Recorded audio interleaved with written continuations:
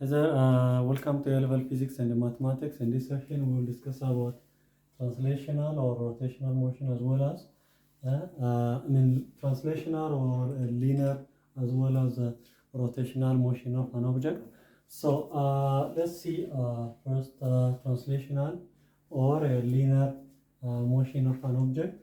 So translational or linear motion means the motion of an object along the straight line. If an object is moving along the straight path is called, in physics we can call it a translational motion, meaning that it's a linear, the object follows the linear path. So the motion of an object is called a linear motion of an object, or we call it a translational motion. Let's say if an object is starting from a point A to point B, let's say if an object or your car or any object, maybe let's say you can take a car basically. So this is oil, and then the car is moving from point A to point B. Then the motion of this car is called a linear, or we call it rotational, a translational motion of the car. Okay, so we can take a couple of examples as well. Let's say a ball is, let's say this is a ball. Okay, this is a ball, and then a ball is just rolling from point A to point B. Then the motion of this ball is called a linear or a rotational, translational motion of this ball. So we can take a couple of examples. Maybe you can prefer by yourself, but if you are not familiar with that, you can feel free to put. If you have any question, you can put in the comment section. I'm happy to reply for you guys. And then could you please share, like, and then subscribe this video? That will help me a lot.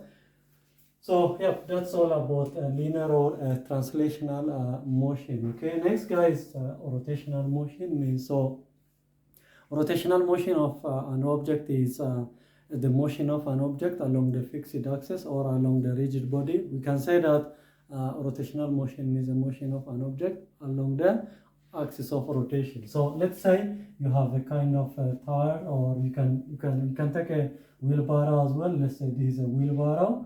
So wheelbarrow tire, or you can take it, like I said, a tire. So this is, let's say this is a tire, and then this is a kind of a fixed axis. Okay, this is a axis of rotation. Okay, if this car, this wheelbarrow or this tire is rotating along this axis or this axis of rotation, meaning that the rotation of this tire or this wheelbarrow is called the rotational or angular motion of this tire. Okay, you can take like another example as well. Let's say you have a ceiling fan. Let's say this is a fan. Okay, this is a fan or ceiling fan. We call it a ceiling fan. Okay, let's say ceiling fan. Okay, this is a ceiling fan, and then the rotation of this is this is an axis of rotation, right?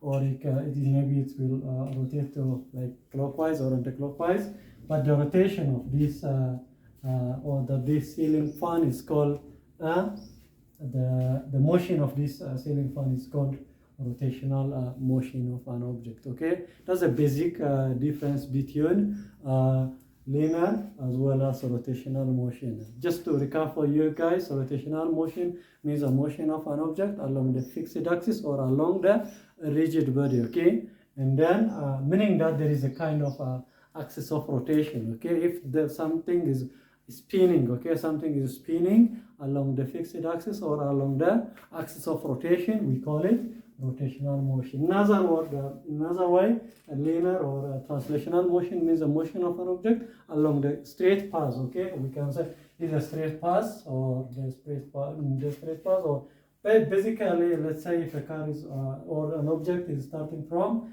point A. Let's say this is a point A, and then it will go to move. It is moving from the point A, and then it will make some curve. Even if this guy is called a linear or a translational motion. Okay, so you can say that linear and the straight line as well as a curved path. Okay, this is a kind of curved path, right? So the motion or the translational motion means the motion of an object along the straight path and curved path. We can take it that as well. So yep, that's all about this basic difference between translational and then rotational motion of an object. Okay, but the thing is, the most important thing is you need to understand the basic parameter of under this linear as well as rotational motion. Okay, what I'm trying to say is the parameter that you need to understand is about the displacement, how to find out the displacement of the motion of an object, as well as the displacement, the velocity, as well as the acceleration of a moving object or a motion of an object. So let's try. Let's see that parameter, how to find out the displacement as well as the velocity and the acceleration for angular as well as the linear or translational motion. Okay, so the displacement or change in disposition, we can say a change in displacement can be calculated, or you can calculate using final displacement minus initial displacement. Okay, this is how you need to calculate the translational or linear motion displacement. But it depends upon the given parameter. If you have a final displacement as well as initial displacement, you can use this formula to calculate a position, and then we can see an average velocity, which is equal to basically change in displacement, right? Change in displacement upon change in t. So you can replace this guy over here. It depends upon the question that you are trying to calculate. So this is basically displacement, or we call it displacement, meaning that you can calculate using final displacement minus initial displacement upon a final time minus initial time, right? That is how you need to calculate the average velocity. The other parameter that you need to, the most important thing is you need to understand about the acceleration as well, average acceleration. So which is equal to change in velocity upon change in t. This is how you need to express the an acceleration of moving or a linear motion basically in classical physics. Okay, so which is equal to final velocity minus initial velocity upon what? Final time minus initial time. But like I said, it depends upon the given question. You can ignore this guy as well as just you can use a change in t, or you can say change in time. Okay, so you can use only this formula. Like I said, it still depends upon the given problem that you are trying to solve. Okay, so that is these are important parameters that you need to know, especially linear as well as in linear or a translational motion.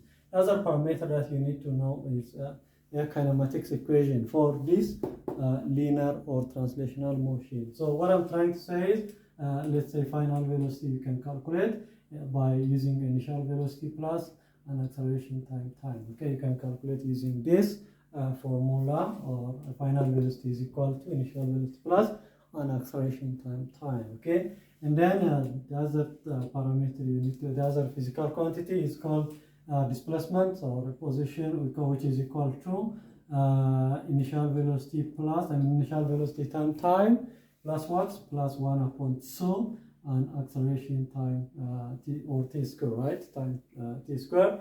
And then the other parameter or other physical quantity, sometimes we can calculate basically from this, right?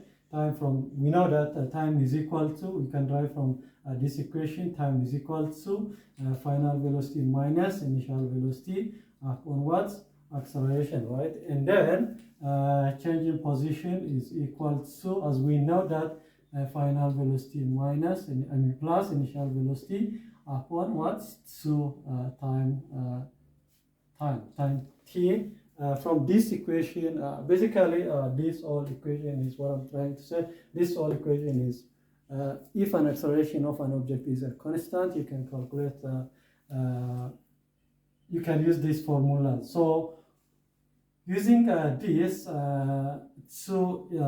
equation, what you can do is you can calculate the final velocity, which is equal to, or final velocity square. Final velocity square is equal to initial velocity plus what?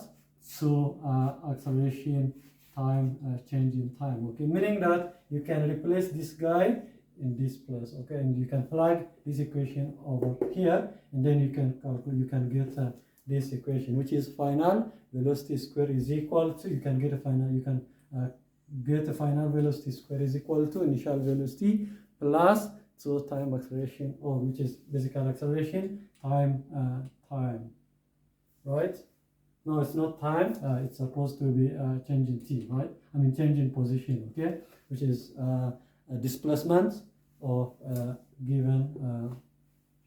Basically, it's a displacement of a linear motion or a translational motion. So, if you are familiar now, I believe you are familiar with this parameter, and then you can express this in terms of rotational or angular motion. Okay, so to express this guy, you need to convert into theta, because we can express a displacement, or we call it basically a position. So angular position or a rotational position can be you can express in this way, which is equal to change in position is equal to final position minus initial rotational position. Okay, final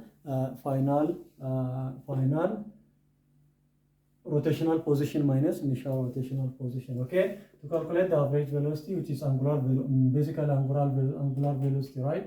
So angular velocity is change in angular velocity is equal to change in position upon change in t.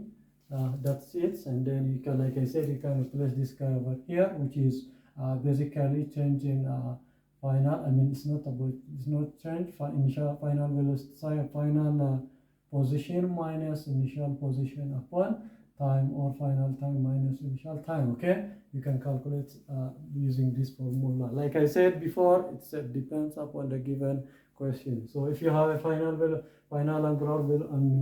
angular position as well as initial angular position, you can use this formula, as well as if you have time, you can also meaning that if you have a final time and then initial time, you can use this formula. Or if you have just this guy, you can just replace, or you can plug the given parameter in this equation, and then you can calculate an angular rotational angular motion velocity, or angular velocity. Okay, and then you can calculate angular acceleration is basically you can calculate using you can express angular acceleration using alpha, right, which is equal to change in angular velocity upon change in t, meaning that final angular velocity minus initial angular velocity upon, which is initial angular velocity upon 2, and upon time. So you can calculate using this formula to get angular acceleration. So the other parameter you need to understand is final velocity of, which is kinematics equation basically. So meaning that final angular velocity is equal to initial angular velocity plus what? An angular acceleration time. Okay, and initial angular acceleration plus angular velocity, initial angular velocity plus angular acceleration time, and then the other physical quantity that you need to basically you must understand, you must know this physical quantity when you calculate rotational or angular motion. So meaning, which is velocity or a position, like I said. So angular position can be we can calculate using which is initial angular velocity time plus 1/2, and then angular acceleration time t square. Okay, which is t square. Okay, and then you can calculate, like I said, you can calculate this is to calculate angular or rotational displacement, or basically we call it rotational position. So you can, as you can see, you can express rotational or translational or linear motion in terms of rotational using this way, and then you can express this one in terms of, you can express in terms of this guy, and then this guy to this guy, and then this guy to this guy. The other one last thing you need to know about this final velocity square, which is basically final velocity square is equal to final velocity square, final angular velocity basically is equal to initial angular velocity square, plus what 2 time angular acceleration time change in t, or change in theta, okay, which is angular position. Okay, that is what you need to understand about rotational rotational velocity. So that's all about this translational as well as rotational motion of an object. One last thing you need to understand. One last thing you need to I just wanted to share with you guys about the kinetic energy. If you have a motion, basically if you have a velocity, meaning that there is a kinetic energy. So kinetic energy of translational motion is equal to 1/2 mv squared. You don't need to change any parameter here, or you can use basically change in v. That's fine, so no problem. You can replace, or you can use this equation as well. But what I want to share, we can express this in terms of what rotational motion, which is equal to kinetic energy of rotational motion is equal to 1/2. You can you can express this one as a moment of inertia, and then angular velocity, or you can say change in angular velocity square. That's it. And then yep, that's all for today. And then let me know if you have any question. Like I said, could you please share, and then it may take just a few or less than 1 minute, so you can share this video with your friend, as well as subscribe. That will help me a lot too. That will help me a lot. So yeah, that's all for today, and then have a good day. See ya in the next class. Goodbye.